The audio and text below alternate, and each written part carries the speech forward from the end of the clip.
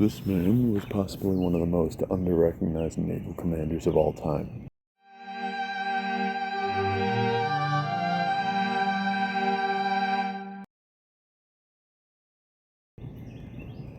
Hello everyone, and welcome to Wonders, Weird, and Wild. This is my first video on this channel, so I just wanted to begin by saying that I'm not here to fish for likes and subscriptions. I just want to talk about some interesting things with some interesting people. That being said, if you have any ideas about what you might want the next video to be about, drop it in the comments and I'll try to work my way around to it.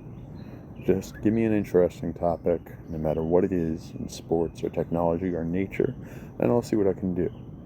And before anyone says anything, if you hear the birds around me, yes, I am filming this outside. Now enough of me blabbing, and let's get on with today's topic.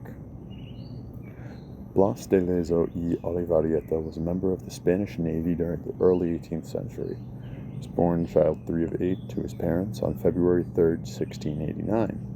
He began his naval career briefly after, joining the Navy as a midshipman in 1702 at the age of 13. Fighting the War of Spanish Succession, Blas de Lezo lost his left leg below the knee to a cannonball in 1704. After this, more injuries followed, losing an eye during the siege of Toulon in France in 1707, and the use of his right arm during the siege of Barcelona in 1714. All of this resulted in him receiving the rank of captain and the nickname Medio Hombre, or half-man, by the age of 25. The notable achievements of his life extend far beyond his injuries, though.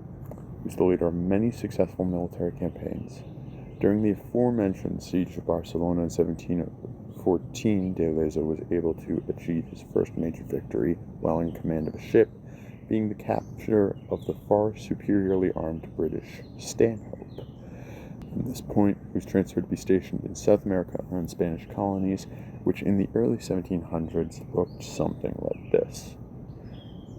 While serving here, he was able to take 2 French frigates, though the credit was initially given to the head of the expedition, Juan Nicolas de Martinet, after he separated from the expedition around Cape Horn and arrived back in Spain early.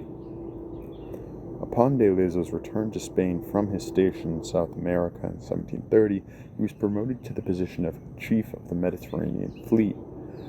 In the absence of de Lezo, José Carrillo de Albornoz was able to regain territory, being the city of Oran, which was previously taken by the Ottomans in 1708.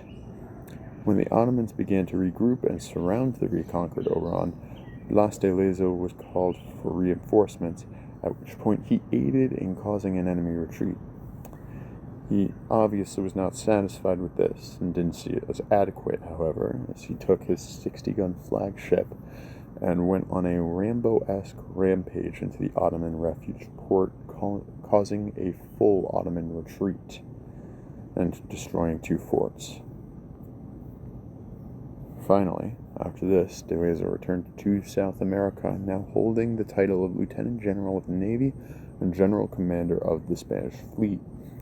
Briefly following his arrival, he found that British ships had been testing the defenses of the Spanish city Cartegena de Indias, which ended up being in preparation for an attack.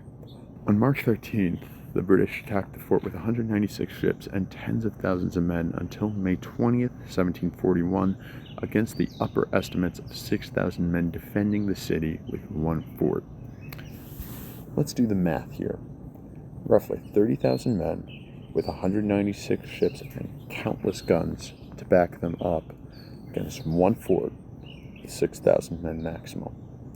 The odds were not looking to be in the favor of de Lezo.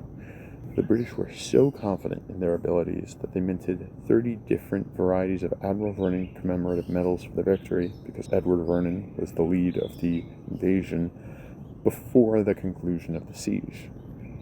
Not only did the British fail to penetrate the city defenses due to the efforts of de Lezo and his men, but the repercussions of this failure led to the beginning of the Austrian War of Succession. De Lezo went on to serve in the Navy for a few more months before he died of typhus at the age of 52. Thank you all for listening, and remember, if you have any ideas for what you might want the next video to be about, drop them in the comments. I'm going to try to make my way around to them. Everyone have a nice day. Thank you all for watching, and see you later.